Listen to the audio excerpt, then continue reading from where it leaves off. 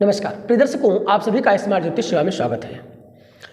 हमने पिछले वीडियो में पार्ट 1 आप सबको समझाया कुंडली कैसे देखते हैं, कैसे कुंडली का निर्माण होता है।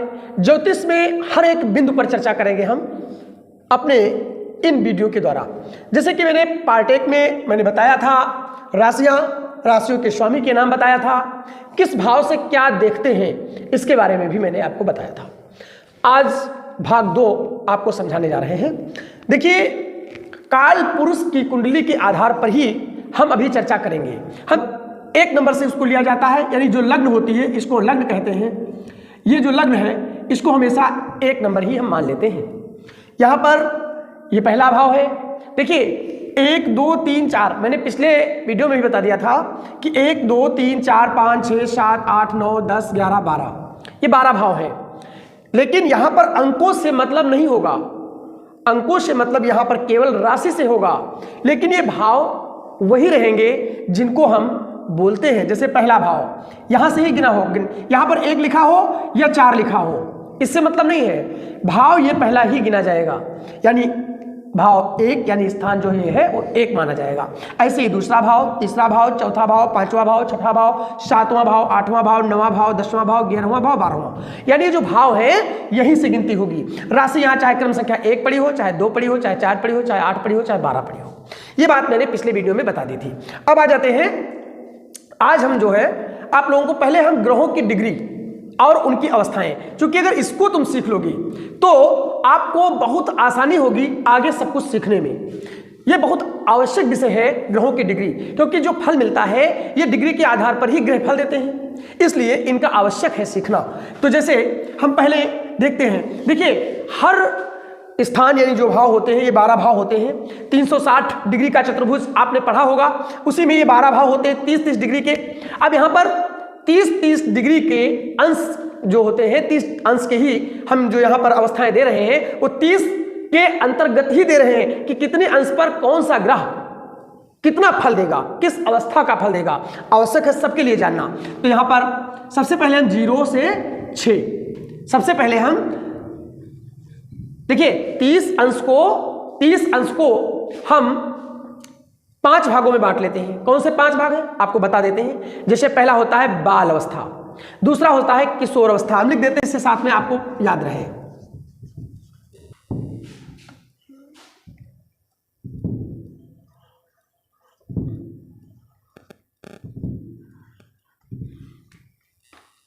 ये हो गया 0 से 6 जो डिग्री होती है वो बाल अवस्था की होती है। इसके बाद फिर 6 डिग्री यानी 6 से 12 ये किशोर अवस्था हो गया। अब 12 से और 6 जोड़ेंगे तो 12 से हम और 6 जोड़े हैं यानी 12 से 18, इसको हम युवा अवस्था मानेंगे। अब 18 से 24 6 जोड़ते चले जाना है 30 तक, इसको हम प्रौढ़ अवस्था मानेंगे। और इसके बाद 24 से 30 इसको हम वृद्ध अवस्था मानेंगे। यहां पर इनका फल क्या है इसे भी समझना आवश्यक है, इसे जान लीजिए। देखिए जो 0 से 6 अंश बाल अवस्था का है ये मात्र 25, हम यहां पर क्रम से ही लिखे दे रहे हैं। ये 5 बिंदु है हमारे, 5 बिंदुओं को, यानी 0 से जो बाल अवस्था का है तो यहां पर जो बाल अवस्था है ये कितना फल देता है, मात्र 25%। इसके बाद जो किशोर अवस्था है इसका परिणाम कितना मिलता है, 50%। इसके बाद युवा अवस्था जो है ये पूर्ण बली माना गया है, तो युवा अवस्था ये परिणाम देता है पूरे 100%, यानी इसको पूर्ण बली कहा गया है। फिर प्रौढ़ अवस्था जो है इसको पुनः 50% ही यानी कुछ कम करके ये अपना परिणाम देता है। इसके बाद वृद्ध अवस्था ये पुनः 25% ही अपने परिणाम देता है। ये ग्रहों की डिग्री का है। अब इसको अभी हम और आगे समझाएंगे, क्योंकि इसमें अभी एक अवस्था आपको जिसके बारे में आगे हम बताएंगे उसको समझना होगा, मृत अवस्था, वो आपको हम बाद में समझाएंगे कैसे होता है क्या होता है। लेकिन ये ग्रहों का जो परिणाम है इसको हम इन्हीं 5 स्तर पर देखते हैं। अब यहां पर देखिए, समझिए, ये हमारी एक, इसको हम यहाँ हटा देते हैं, ये लग्न है और 1 नंबर से यहाँ पर हम लिख देते हैं, इसके बारे में आप समझा देते हैं। 1 2 3 4, मैंने कहा ना काल पुरुष के आधार पे ही हम समझा रहे हैं। 5 6 7 8 9 10 11 12। इसके बाद अब इनको मैंने चूंकि पहले आपको पिछले वीडियो में बताया है किस भाव से हम क्या देखते हैं। आज हम आपको उसके आगे का जो क्रम है उसे इसमें समझाने का प्रयास कर रहे हैं। सबसे पहले हम समझे कि इनके स्वामी कौन है। जैसे 1 नंबर और इसका स्वामी 1 नंबर का होता है मंगल।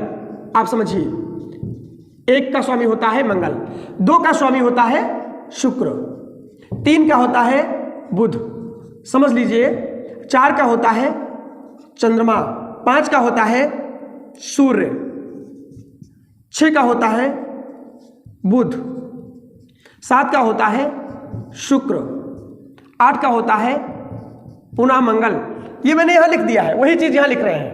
जो जैसे 8 नंबर पे वृश्चिक है, मंगल है तो 8 नंबर पे मंगल, 9 नंबर पे गुरु है तो 9 नंबर पे गुरु, 10 नंबर पे शनि है तो 10 का स्वामी शनि, 11 में भी शनि और 12 का गुरु।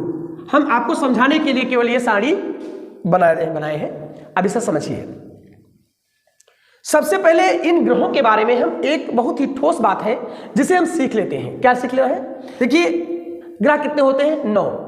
अब इन 9 ग्रहों को 2 भागों में बांटते हैं, राक्षस और देव। यहां पर लिख देते हैं देव। ये देवग्रह कौन होते हैं? जैसे सूर्य, चंद्र, मंगल और गुरु। इनको हम देवग्रह के रूप में जानते हैं। ये सभी देवग्रह माने जाते हैं। अब आपने इतिहास में भी पढ़ा होगा, शुक्राचार्य जी दैत्यों के गुरु थे। तो शुक्र यहां पर दैत्यों यानी दैत्य, ये दैत्य ग्रह, ये राक्षस ग्रह, कुछ भी कह दीजिए, इसमें आता है सबसे पहले शुक्र।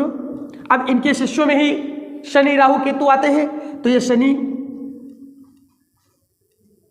राहु और केतु। अब इसमें एक बसता है, कौन सा? बुध। बुध को चूंकि राजकुमार की संज्ञा मिली है, वो राजकुमार है। राजकुमार का मतलब सीधा है कि छोटा बच्चा है, वो छोटा बच्चा है, ना इसमें आता है ना इसमें आता है। अब उसको थोड़ा समझने की जरूरत है। उसको हम यहां पर बुध को नपुंसक ग्रह भी कहा गया है। तो यहां पर जो बुध है, आप समझिए, ये बुध से इन चारों की दोस्ती है, यानी शुक्र की भी दोस्ती है, शनि की भी दोस्ती है। जो मित्रवत व्यवहार करते हैं तो शुक्र के साथ बुध बैठ जाए, अच्छा परिणाम। ऐसे ही शनि के साथ, राहु के साथ और केतु के साथ, बहुत अच्छा। और वहीं पर बुध का जो संबंध है, देखिए सूर्य के साथ भी बुध के संबंध अच्छे हैं। अगर सूर्य के साथ भी बुध हो तो अच्छे परिणाम देता है। गुरु के साथ भी परिणाम बुध अच्छे देता है। लेकिन चंद्रमा और मंगल, इसके साथ परिणाम अच्छे नहीं मिलेंगे। ना मंगल के साथ ना चंद्रमा के साथ, इनके साथ अच्छे परिणाम नहीं मिलेंगे। सूर्य, चंद्र, मंगल, गुरु, इनके शुक्र, शनि, राहु, केतु ये शत्रु माने गए हैं। चूंकि शुक्र, शनि, राहु, केतु इनके शत्रु सूर्य, चंद्र, मंगल, गुरु हैं। समझिए, तो ये आपस में शत्रु व्यवहार करते हैं, शत्रु हैं। बुध एक ऐसा ग्रह है जो इन 4 का और इन 2 का ये मित्र है। अब देखिए, ध्यान दीजिए, इन चारों को अगर हम कहें तो ये चारों आपस में और ये चारों आपस में, ये चारों आपस में अति मित्र कहे जाएंगे। अति मित्र यानी विशेष मित्र। ऐसे ये चारों आपस में अति मित्र कहे जाएंगे, अति मित्र कहे जाएंगे। ठीक, अब ये चूंकि मित्र है, अब समझिए, अब इसमें कुछ कभी कभी ऐसी स्थितियां बन जाती हैं जो, जैसे हम आपको बता देते हैं, यहां पर मान लीजिए चंद्र और शुक्र ये दोनों मित्र हैं, किंतु इन दोनों में यहां पर शत्रुता है। लेकिन अब ये अति मित्र तो नहीं है, तो ये और ये यानी इन दोनों का ये सम हो जाएंगे। क्या हो जाएंगे? ये सम हो जाएंगे। चंद्र और शुक्र सम हो जाएंगे। इसी प्रकार शनि और गुरु, शनि और गुरु ये भी सम हो जाएंगे, क्योंकि अति मित्र नहीं है ना अति शत्रु होंगे। ये जब भी एक साथ ये संबंध बनाएंगे तो ये सम हो जाएंगे। तो यहां पर ना शत्रुता और ना ही मित्रता, दोनों में दोनों चीज नहीं रहेंगी, यहां सम हो जाएंगे, बराबर हो जाएंगे। अब इसको समझना है, लॉजिक क्या है इसका, लॉजिक समझिए। चंद्रमा वो भी शीतल ग्रह, शुक्र वो भी शीतल ग्रह। शुक्र जहां स्त्री को कहा गया है, चंद्रमा वहां माता को कहा गया है। अब गुरु और शनि, गुरु एक तरफ ज्ञान और शनि न्याय व्यवस्था, शनि की न्याय व्यवस्था यानी ये भी न्याय से काम करना, और यहां पर ज्ञान से, तो ज्ञान और न्याय ये दोनों भी मित्रवत काम करते हैं, इसलिए ये दोनों ही सम हो गए। ये बात समझ में आ गई होगी। अब आइए समझते हैं थोड़ा ग्रहों को। यहां पर हम कुंडली में एक चक्र जो बना हुआ है हमने लिख दिया है, इससे समझते हैं कैसे। ये जो हमने बताया देव और दैत्य, इनको जो मैंने बांट दिया, थोड़ा सा यहां समझते हैं इसको। बहुत ही आसान रीत से समझा रहे हैं, अगर आपने कोशिश की तो निश्चित है आपको ये अवश्य समझ में आएगा। और ये वीडियो आपको एक बार नहीं तो 2 बार 3 बार देखिए, 100% आपको समझ में आएगा, क्योंकि हम इस विधि से आपको समझा रहे हैं। देखिए जो लग्न होती है ये सबसे प्रमुख होती है। अब इस लग्न को हम इन 12 घर होते हैं इसमें, यानी 12 स्थान है ये, और इन 12 स्थानों को जो मालिक होता है वो हम लग्न को मान लेते हैं। लग्न को मान नहीं लेते, लग्न होता ही है। इन 12 ग्रहों का ऐसे समझिए जैसे एक बस चल रही है, बस का ड्राइवर वो ये है, आप ऐसे समझ लीजिए। तो ये मेन है, इसी के आधार पर हमें पूरी कुंडली देखनी होती है, इसी के आधार पर हमें हर चीज बतानी होती है, समझना है हमें केवल इसके आधार पर, क्योंकि लग्न एक वृक्ष की जड़ है, समझिए। अब इसने किसको कहां पर स्थान दिया है, जैसे मान लीजिए यहां पर 1 नंबर लिखा है या 2 नंबर लिखा है या 3, कोई भी नंबर, जो नंबर है उसका स्वामी कौन है आप यहां से जान लेंगे। अगर 1 नंबर है तो मंगल है, 2 नंबर है तो शुक्र है, 3 नंबर है तो बुध है। तो यहां से आप जान लीजिए यहां पर जो नंबर पड़ा है उसका स्वामी कौन है, वही प्रमुख है। अब उसको देखिए। अब ये सबसे पहले तो समझिए, ये जो भाव है हम इस पे टिक कर रहे हैं डबल, जिससे आपके समझ में आ जाए। एक ये और एक ये, जिन पे डबल टिक है, ये समझिए ये इस पूरे कुंडली के अंतर में 1, 2 और 3, ये तीनों सबसे अच्छे भाव माने जाते हैं, क्योंकि इनको हम त्रिकोण कहते हैं। पहला त्रिकोण, ये दूसरा त्रिकोण और ये तीसरा त्रिकोण, ये तीनों त्रिकोण कहलाते हैं। वहीं एक ये भाव, एक ये भाव, यानी 6, 8 और 12, ध्यान दीजिएगा, इन तीनों को पूरी कुंडली में हम अशुभ भाव कहते हैं, यानी इनको हम कभी अच्छा नहीं मानते। इन तीनों भावों को हम अच्छा नहीं मानते। इसको, इसको, इसको सबसे अच्छा, सर्वश्रेष्ठ, ये सर्वश्रेष्ठ स्थान है तीनों, और वहीं पर ये सबसे ही बुरे स्थान है, ऐसे आप समझिए। अब यहां पर यह ध्यान देना है कि जो मंगल है इसके मित्र कौन, मैंने भी बताया था। यहां पर देखिए मंगल का मित्र है चंद्रमा, सूर्य और गुरु, ये 4 मित्र हैं मंगल के। अब मंगल के मित्र यहां पर देखिए सूर्य है और यहां पर गुरु है। इसका मतलब इस कुंडली में मंगल के जो मित्र ग्रह है, जैसे यहां पर मंगल है, यहां पर शुक्र है। अब देखिए यहां पर दूसरा स्थान है और शुक्र है, ये धन का स्थान कहा जाता है। यहां पर अगर शुक्र है, लेकिन मंगल का ये मित्र नहीं है, मंगल का ये मित्र नहीं है, इसलिए मंगल का मित्र न होने की वजह से ये स्थान, यानी जो शुक्र यहां पर है, ये अच्छे परिणाम नहीं देगा। समझिए यहां पर अच्छे परिणाम ये नहीं देगा। क्यों? इसका कारण क्या है? दूसरा लॉजिक इसका क्या है वो भी समझिए। दूसरा ये कि द्वितीय और सप्तम इन दोनों स्थानों को भी इस स्थान के समान माना गया है, यानी अष्टम स्थान जो है ये मारक स्थान है, जिसको मृत्यु स्थान कहते हैं। तो ये और ये और ये, इनको हम मारक स्थान मानते हैं, इसलिए भी ये हमारे लिए अच्छा नहीं माना जाएगा। पहली बात तो इस मंगल का ये मित्र नहीं, जितने ग्रह मंगल के मित्र हैं वो हमारे लिए यानी इस कुंडली में अच्छा परिणाम देंगे, और जितने इस मंगल के मित्र नहीं हैं वो अच्छा परिणाम नहीं देंगे। ये ध्यान दीजिए। यहां पर तीसरा ग्रह बुध का है। बुध कौन है? बुध यहां पर पराक्रम का स्वामी, यानी ये पराक्रम का स्थान है, साहस का है, भाई बहनों का है। यहां पर जो बुध बैठा हुआ है ये भी अच्छे परिणाम नहीं देगा, क्योंकि मंगल का ये मित्र नहीं है। मैंने यहां बता दिया था, मंगल का मित्र देखिए गुड़े का निशान लगा हुआ है, ये मित्र नहीं है, तो ये भी अच्छे परिणाम नहीं देगा। वही चंद्रमा अब मंगल का मित्र है। अब एक बात और, ये केंद्र है 4, एक स्थान ये केंद्र ये है, दूसरा केंद्र ये है, तीसरा केंद्र ये है और चौथा केंद्र ये, यानी ये 4 जो है ये केंद्र है, 1 2 3 4, इनको केंद्र कहा जाता है। इन चारों को केंद्र कहा जाता है। मंगल से चंद्रमा केंद्र में है और मित्र भी है, और बैठा कहाँ है? सुख स्थान, ये सुख का स्थान है, माता का स्थान है, वाहन का स्थान है, प्रॉपर्टी का स्थान है ये। तो यहाँ पर ये केंद्र में बैठने के कारण और मंगल का अति मित्र होने के कारण ये हमेशा शुभ परिणाम देगा, अच्छे परिणाम देगा, बहुत अच्छे परिणाम देगा। वहीं पर सूर्य, मंगल का मित्र सूर्य है और ये स्थान भी शुभ है, ये स्थान भी बड़ा शुभ है। मैंने भी बताया था एक स्थान 2 और 3 ये सबसे शुभ स्थान है, तो ये स्थान भी शुभ। और मंगल का ये मित्र भी, देखिए मंगल का ये मित्र भी, ये चारों मित्र हैं, तो मंगल का ये मित्र भी है, तो ये मित्र होने की वजह से ये भी शुभ परिणाम देगा, यानी अच्छे परिणाम देगा। वहीं बुध, मैंने अभी बताया था, यहाँ पर एक तो शत्रु का स्थान, ऋण का स्थान, ये शत्रु का स्थान, ऋण का स्थान, और इसके अलावा जो है रोगों का स्थान, छोटे मोटे रोग वो भी यहीं देखे जाते हैं, हानि, ये सब यहीं देखा जाता है। तो ये हो गया। तो ये जो है ये स्थान को हमने पहले कह दिया 6 8 12, इनको हम अच्छा नहीं मानते, बुरे स्थान है। अब यहाँ पर बुध, और दूसरा बुध मित्र भी नहीं मंगल का, तो ये कभी अच्छे परिणाम नहीं देगा। ध्यान दीजिएगा, ये अच्छे परिणाम नहीं देगा, यहाँ से ये नुकसान अवश्य करेगा। अब आ जाते हैं यहाँ शुक्र, 7 नंबर पर, 7 नंबर पर शुक्र है। मंगल का ये भी शत्रु है, मित्र नहीं है। बशर्ते ये आगे चल करके इसके बारे में कुछ और बातें बताएंगे, कैसे परिणाम और कितने परिणाम देगा, और अगर शुभ दे रहा है तो क्यों दे रहा है, उसके पीछे भी रीजन, क्योंकि उसके पीछे और भी कई कारण होंगे। भाई अस्त होना, कौन से ग्रह सूर्य के साथ बैठ करके अस्त हो जाते हैं, कितनी डिग्री पर है, अभी मैंने जो ये चीज बताई, ये सब चीजें इसमें आगे समझाना है। तो यहाँ पर शुक्र, मंगल का ये मित्र नहीं है, और सप्तम स्थान को भी हम बहुत शुभ स्थान नहीं मानते, केंद्र है फिर भी, चूंकि अष्टम, एक कहावत है कि अष्टम से अष्टम, जैसे अष्टम से अष्टम 1 2 3 4 5 6 7 8, इसीलिए इसको भी हम बुरा स्थान मानते हैं। ये अष्टम से अष्टम, भावत भावम के आधार पर, भावत भावम जो हमारा जो ज्योतिष का एक नियम है, उसके आधार पर अष्टम से अष्टम भी मारक स्थान माना जाता है, इसको भी मारक स्थान मानते हैं, इसलिए हम इसको भी अच्छा नहीं मानते। ये भी मारक स्थान माना जाता है, द्वितीय और सप्तम को भी मारक स्थान कहा जाता है, इसलिए बिल्कुल भी इसे हम शुभ नहीं मानेंगे, ये अच्छे परिणाम नहीं देगा।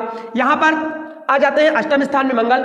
अब एक बात ध्यान दीजिएगा, अभी मैंने बताया कि इस भाव को, यानी प्रथम भाव को, पंचम भाव को और नवम भाव को, ये 3 भाव सबसे शुभ हैं। अब इन 3 भावों में अगर किसी का स्वामी 6 8 12 में भी अगर जाकर के बैठ गया है तो इसे अशुभ परिणाम नहीं देगा, ये अशुभ परिणाम नहीं देगा। जैसे यहाँ पर मंगल है, एक नंबर का स्वामी, और 8 नंबर का स्वामी मंगल है, तो अगर 1 का स्वामी मंगल है और ये अष्टम में जाके बैठ गया है, भले ही स्थान ये खराब है, लेकिन ये खराब परिणाम नहीं देगा, इसके दोषों का हरण हो जाएगा, अर्थात ये शुभ परिणाम देगा। तो लग्नेश, पंचमेश और नवमेश ये कभी भी अगर बुरे स्थानों में भी जाकर के बैठ जाए तो इनका परिणाम कभी खराब नहीं मिलेगा, याद रखिएगा, ये सूत्र है। इसके बाद आ जाते हैं 9 नंबर पे, इसका स्वामी गुरु है। अब गुरु चूंकि मंगल का मित्र है, देखिए यहाँ पर मंगल का मित्र गुरु है, और मंगल का मित्र गुरु होने के कारण, और दूसरा भाग्य स्थान, 9वां स्थान है भाग्य स्थान, और शुभ स्थान त्रिकोण स्थान, इसलिए ये हमेशा शुभ परिणाम देगा और बहुत शुभ परिणाम देगा। वहीं पर ये शनि 10 में बैठा हुआ है। अब यहाँ पर चूंकि ये शनि कर्म स्थान है, और दूसरा यहाँ पर ये लाभ स्थान है, इसको हम लाभ स्थान कहते हैं, पैसे का जो आय है वो यही देखते हैं। तो आय स्थान और सुख, कर्म स्थान, बिजनेस, कर्म, हमारा जो नौकरी है वो सब इससे देखते हैं। तो यहाँ पर कर्म स्थान और आय, इन दोनों का स्वामी शनि होने के कारण, इन दोनों का स्वामी शनि होने के कारण ये शनि इस मंगल के लिए बुरे परिणाम नहीं देगा। यहाँ पर ये सम हो जाएगा, ये सम हो जाएगा, ये बुरे परिणाम नहीं देगा। यहाँ पर ध्यान ये देना है कि जो शनि है ये है तो शत्रु, भाई शनि जो है ये मंगल का ये शत्रु है, लेकिन चूंकि यहां पर भाव अच्छे हैं और दोनों अच्छे भाव हैं, और दोनों अच्छे भावों में उसी का घर बना हुआ है। अब मंगल चूंकि यहाँ का मेन मालिक है, तो ये जो है इसको जो घर इसने दिया है, तो ये इस घर देने की वजह से ये बुरे परिणाम नहीं देगा, क्योंकि इसको भाव अच्छे मिल गए, स्थान अच्छा मिल गया। ऐसे समझो इसको। आपको बता दें, जैसे मान लीजिए आप मालिक है और आपने किसी को अच्छे स्थान पर बैठा दिया है, तो उसके मन में आपके प्रति कहीं ना कहीं एक ये प्रेम होगा कि उसने मुझे दिया, अच्छा स्थान दिया, बैठने को अच्छी जगह दी, तो तुम्हारा बुरा नहीं चाहेगा। इसलिए कुल मिलाकर के ये बुरा परिणाम नहीं देगा। ये भी स्थान अच्छा, ये भी स्थान अच्छा। और गुरु मैंने बता दिया था, अगर एक भाव इन तीनों भावों में से कोई भी, यानी प्रथम, पंचम और नवम से एक भाव अगर इनमें पड़ जाता है और दूसरा भाव अगर यहाँ 6, 8, 12 में पड़ जाता है तो वो शुभ परिणाम ही देगा। जैसे यहाँ पर मंगल है, अष्टम में मंगल है तो ये शुभ परिणाम देगा। अब इसका एक घर यहाँ पड़ता है गुरु का और दूसरा घर यहाँ पड़ता है तो ये 12वां स्थान, तो स्थान भले ही शुभ हो लेकिन ये इसका होने की वजह से यानी नौमेश होने की वजह से इसको यहाँ पर दोष नहीं लगेगा और इसका परिणाम भी शुभ मिलेगा।